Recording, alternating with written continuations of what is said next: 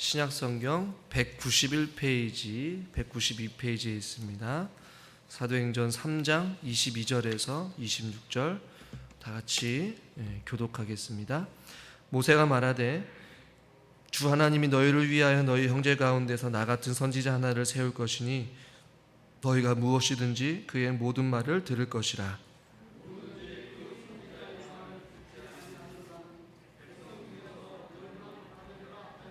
또한 사무엘부터 이어 말한 모든 선지자도 이 때를 가리켜 말하였느니라.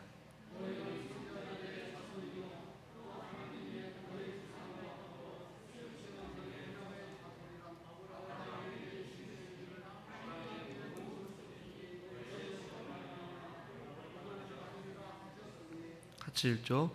하나님이 그 종을 세워 복 주시려고 너희에게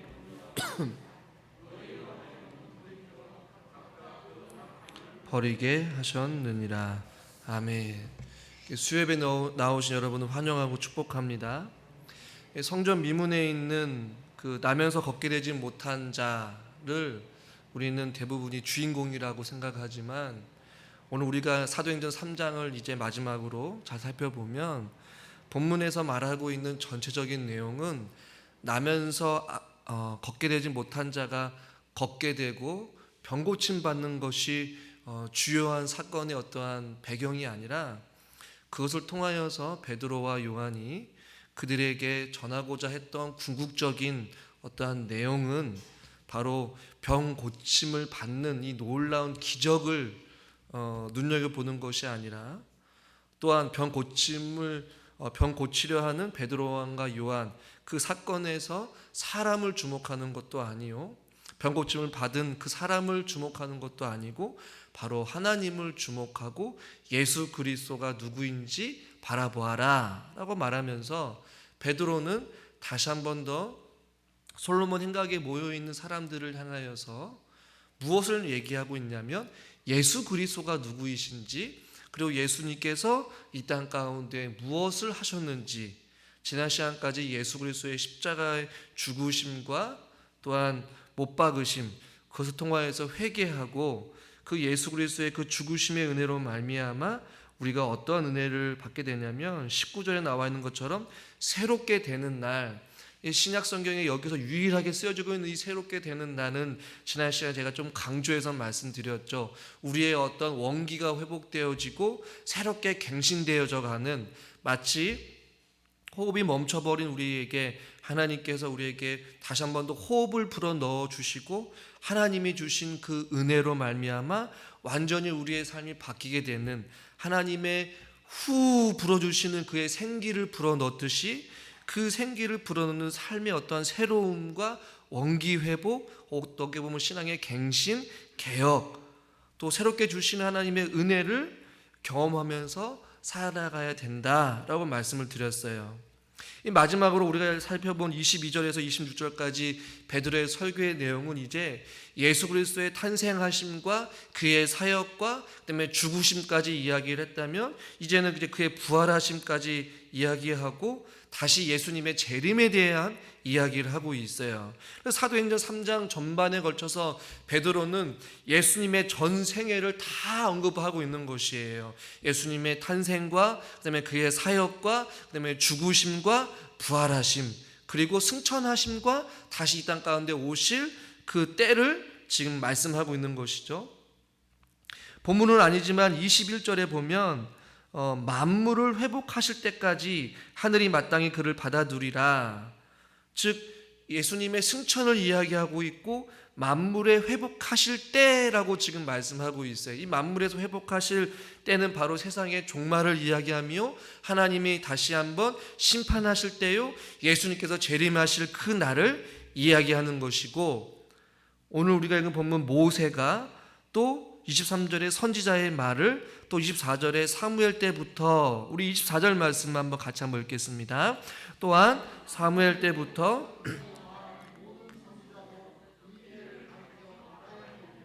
아멘. 이 때는 바로 21절에 나와 있는 만물을 회복하실 때, 즉 하나님의 심판 혹은 예수님의 재림, 세상의 종말을 지금 베드로는 설교를 통해서 마지막으로 이야기하고 있는 것이에요. 예수님의 전생기를 통하여서 이제는 승천하시고 다시 이 땅 가운데 오실 그 날은 바로 만물이 회복되는 때요, 동시에 하나님의 심판이 있는 때요, 예수님이 재림하는 때라고 지금 베드로는 말씀하고 있는 것이에요. 우리가 신앙으로 고백하는 것 가운데 저리로서 산 자와 죽은 자를 심판하러 오시리라, 지금 이 내용을 지금 베드로는 사람들에게 설교로 말씀을 하고 있는 것이에요. 그러면서 마지막 때를 살아가는 너희들에게 26절에서 이렇게 표현하고 있어요. 26절 한번 읽겠습니다. 하나님이 그 종을 세워 복 주시려고 너희에게 먼저 보내사 너희로 하여금 돌이켜 각각 그 악함을 버리게 하셨느니라. 아멘. 베드로는 만물에 회복하실 때 예수님의 재림을 이야기하면서 너희들이 살아갈 때에 먼저 해야 될 것은 악을 버려라 라고 말하고 있는 것이에요. 이 악함, 26절에 그 악함이라고 표현되어 있지만 원어 성경에는 복수로 되어 있어요. 악한 행동들이라고 번역을 하는 게 조금 더 원문에 가까운 번역이에요. 단순한 어떠한 악함, 단발적인 어떤 죄악, 한 가지의 죄를 이야기하는 것이 아니라 이 세상에 살아가면서 짓는 모든 악한 죄악들로부터 너희들 그 죄악을 버리고 이제는 하나님의 은혜로 말미암아 하나님께서 주시는 그 새로운 날, 그 호흡으로 새롭게 갱신되어서 주님 오실 그 만물에 회복하실 그때까지를 너희들이 악한 행동을 버리고 주의 은혜로 살아가라 라고 지금 베드로는 성경을 통해서 말씀하고 있는 것이에요. 버려야지만이 26절에는 무엇을 받게 되냐면 그 종을 세워 복을 주신다라고 말씀하고 있는 것이에요.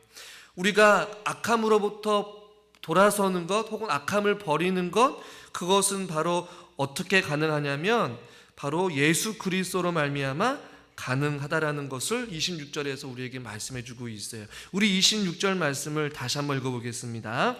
하나님이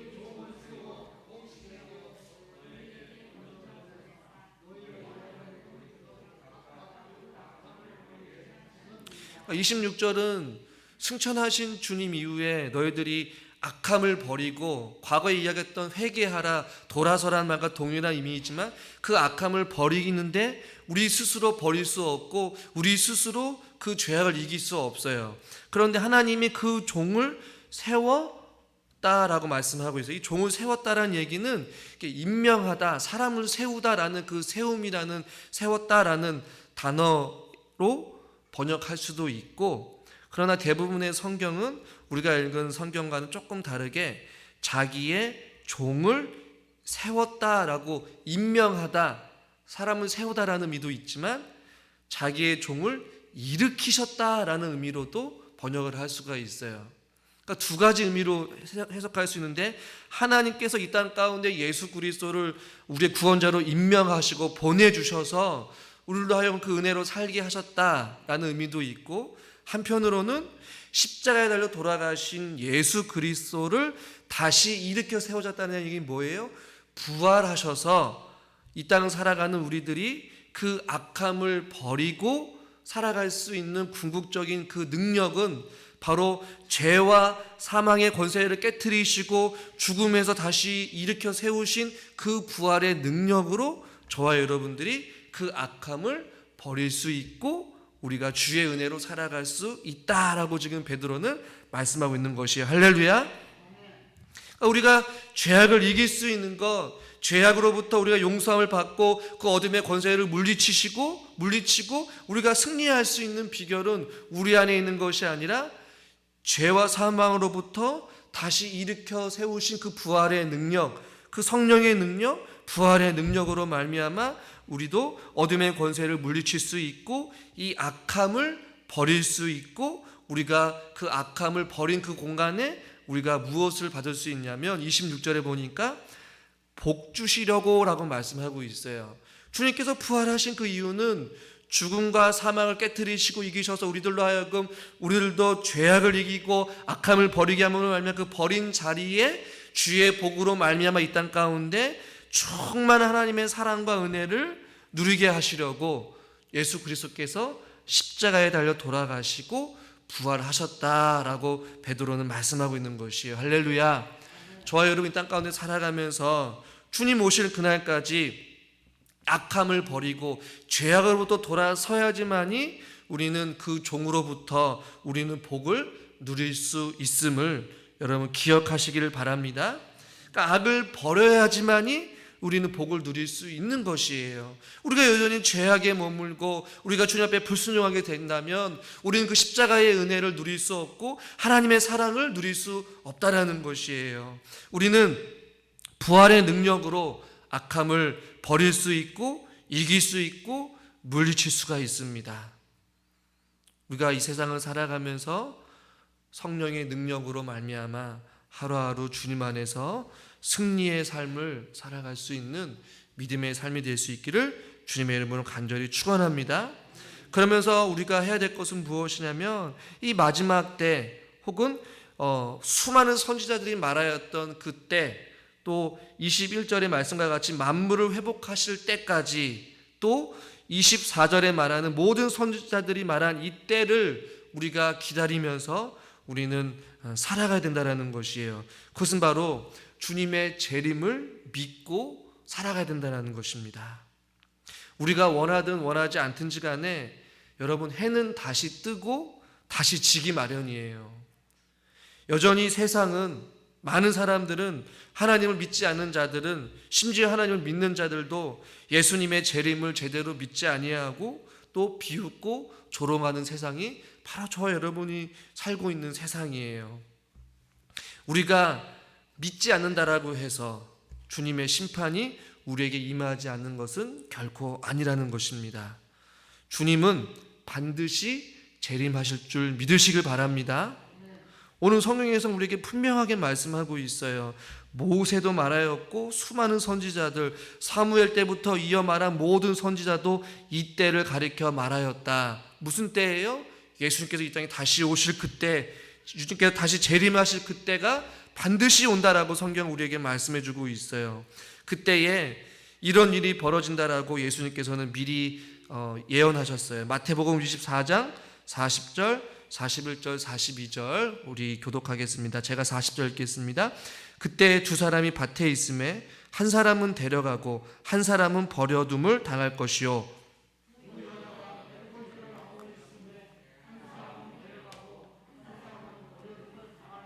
42절 같이 읽죠. 그러므로 깨어있으라. 어느 날에 너희 주가 임하는지 너희가 알지 못함이라. 아멘. 베드로는 마지막 설교를 하면서 너희들이 악함을 버리고 부활의 그 능력으로 살아가야 되는데 그 살아가면 너희들이 기억하여야 되고 준비해야 될 것은 무엇이냐면 바로 주님께서 반드시 모든 선지자들이 말한 그때 만물이 회복할 때 하나님의 심판의 때 예수님의 이 땅 가운데 다시 오실 그날이 반드시 있을 것이다 라고 그날을 잘 준비하면서 살아가라고 지금 베드로는 말씀하고 있는 것이에요. 사랑하는 성도 여러분, 아까 우리가 읽은 말씀과 같이 한 사람은 데려가고 한 사람은 버려움을 당하게 될 것이에요. 한 사람은 주님 앞에 천국 앞에 갈 것이고 주님의 재림을 준비하지 못한 사람은 영원한 심판의 길로 걸어가게 된다는 것이에요. 그러므로 깨어있으라 라고 성경 우리에게 분명하게 말씀하고 있습니다.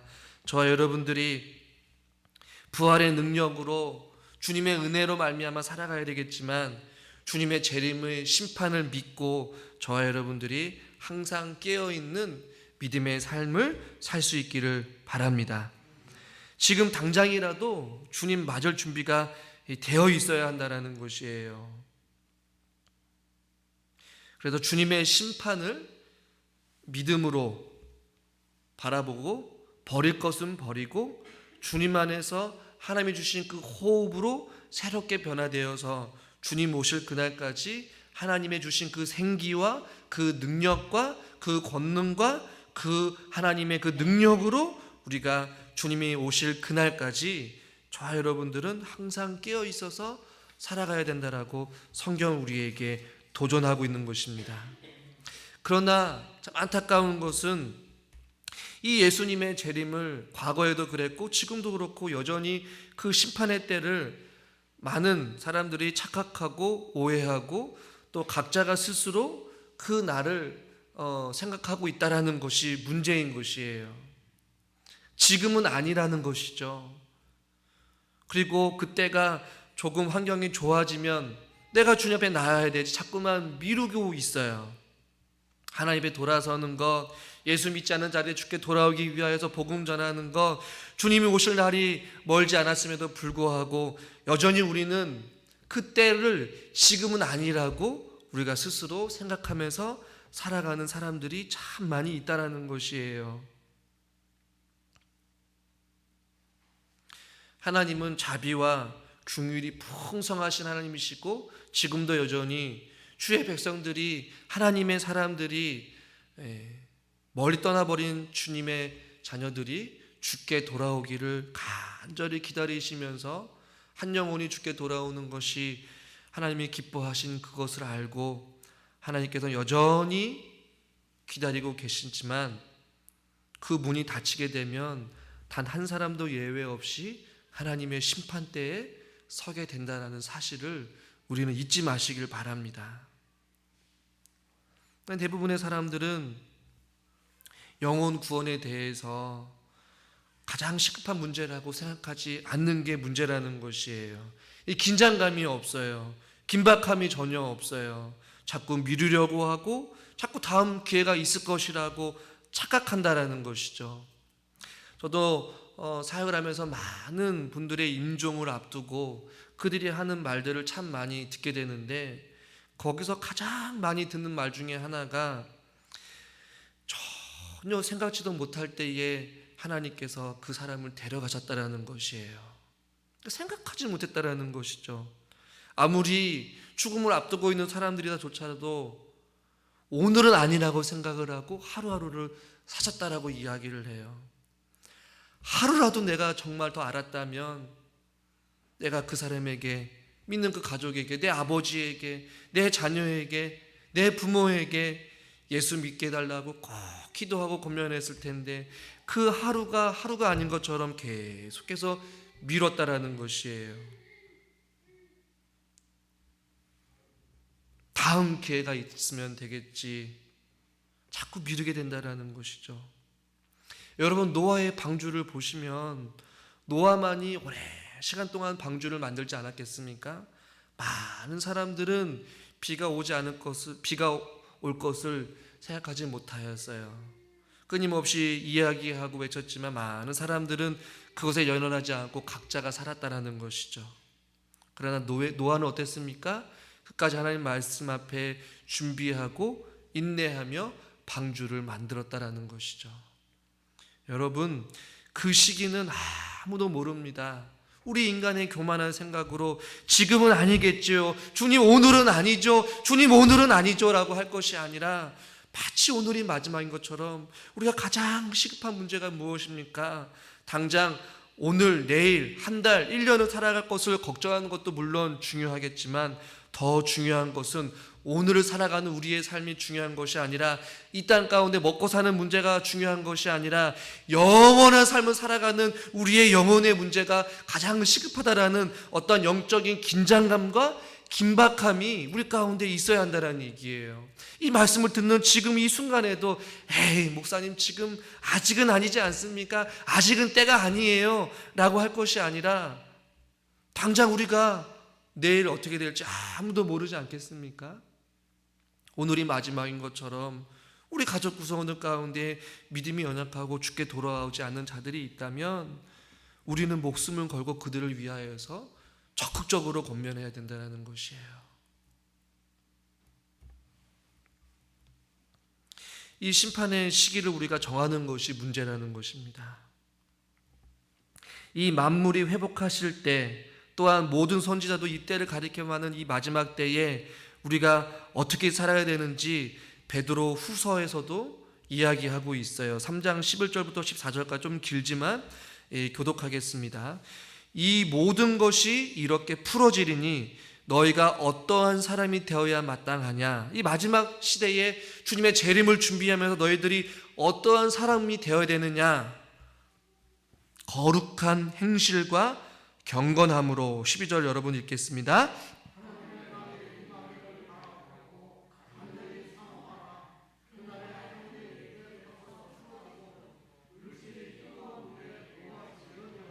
우리는 그의 약속대로 의가 있는 곳에 새하늘과 새 땅을 바라보도다. 14절 같이 읽죠. 그러므로 사랑하는 자들아 너희가 이것을 바라보나니 주 앞에서 점도 없고 흠도 없이 평강 가운데 나타나기를 힘쓰라. 아멘. 베드로 후서에도 동일하게 마지막 때에 이 모든 선지자들이 말하니 예수님의 종말에 다시 오실 그날에 베드로 3장 11절 다시 띄워주시면 거룩한 행실과 경건함으로 살아가라고 말씀하고 있어요. 그리고 14절에서는 주 앞에서 점도 없고 흠도 없이 평강 가운데 나타나기를 힘쓰라. 그리고 12절에서는 하나님의 날이 임하기를 간절히 사모하면서 살아가라 라고 말씀하고 있어요. 마지막 때에 어떤 이들에게는 하나님의 심판이겠지만 어떤 이에게는 하나님 앞에 생명의 면류관, 의의 면류관, 하나님 앞에 상 받는 날이 바로 예수님이 재림한 날임을 여러분 잊지 마시길 바라십시오. 히브리서 11장 6절 말씀 같이 한번 읽겠습니다. 믿음이 없이는 하나님을 기쁘시게 하지 못하나니 하나님께 나아가는 자는 반드시 그가 계신 것과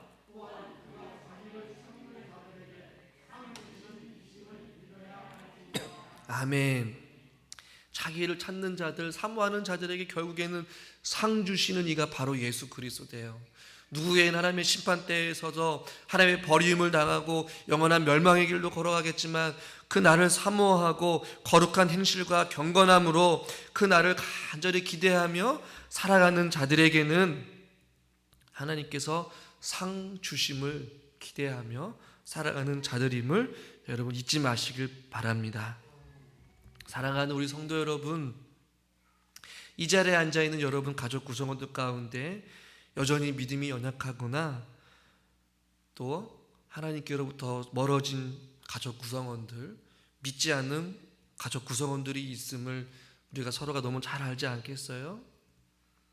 여러분, 세상은 점점 악하여지고 세상은 점점 어둡고 세상은 점점 우리를 더 넘어뜨리는 수많은 유혹 속에 있겠지만 우리들이 가장 먼저 해야 될 것은 가족들을 위한 기도요, 그들을 위한 하나님의 자비하심과 긍휼하심과 기다리심이 있을 때에 우리는 기회 있을 때마다 그들에게 끊임없이 주의 말씀을 전하고 강건적으로 그들이 주님께 나올 수 있도록 우리는 기도해야 될 줄 믿습니다.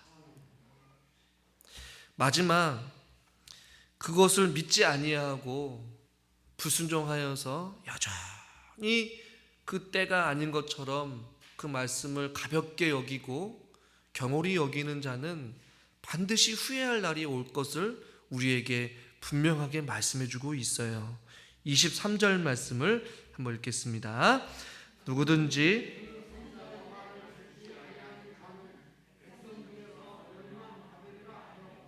아멘. 22절에서는 모세가 말하되 주 하나님이 너희를 위하여 너희 형제 가운데 나 같은 선지 하나를 세울 것이니 너희가 무엇이든지 그의 모든 말을 들을 것이라. 듣지 아니하는 자는 백성 중에서 멸망을 받으리라 라고 말씀하고 있어요. 이 멸망을 받으리라 라는 이 단어는 신약에서 유일하게 이곳에서만 쓰여지고 있는 아주 중요한 단어예요. 반드시 멸절될 것이다, 완전히 잘라서 내어지다 라는 의미를 가지고 있어요. 이것은 조금 더 해석하면 하나님과 전혀 상관없는 자가 될 것이다, 영원한 파멸에 이를 것이다, 완전히 잘라내어 버릴 것이다 라는 의미를 가지고 있어요. 어떤 자들이요? 선지자의 말을 듣지 않는 것. 선지자의 말은 무엇이에요? 이 땅 가운데 참된 만물의 회복의 때가 오고 참된 구원자가 오고 참된 메시아가 이 땅 가운데 다시 이 땅에 오실 그 하나님의 심판, 예수님의 그 재림을 귀 기울여도 듣지 아니하고 가볍게 여기고 경홀히 여기는 자들은 결국에는 후회할 날이 반드시 올 것이다 라는 것이에요. 예수님께서 사복음서에서 이런 표현을 자주 썼는데, 슬피 울며 이를 갈 날이 올 것이다. 슬피 울면서 이를 빠득빠득 갈면서 그 후회스럽고 억울한 그 날이 반드시 올 거라는 것이에요. 저는 수많은 장례를 치르면서 그런 분들을 참 많이 보게 되었어요. 그러다 후회해도 이미 늦었다라는 것이죠. 과거 이스라엘 백성들이나 지금 우리들에게 동일하게 적용된 말씀이에요. 성경 전체를 보면 하나님께서 세우신 선지자의 말을 듣지 않고 무시했던 자들의 최후는 모두 다 멸망이었어요. 아까 말했던 노아의 방주도 마찬가지죠. 노아는 끊임없이 계속해서 사람들한테 이야기했지만 그 말을 무시하고 가볍게 여기고 믿지 않았던 자들은 결국에는 노아의 홍수에서 다 쓸어버리게 되는, 완전히 멸망하게 되는 것을 경험하게 되잖아요. 수많은 선지자들을 통하여서 심판을 이야기하고 멸망을 이야기했지만 그들은 믿지 아니하였어요. 그러한 모든 자들의 최후는 결국에는 다 멸망이었고 죽음이었다라는 것이에요.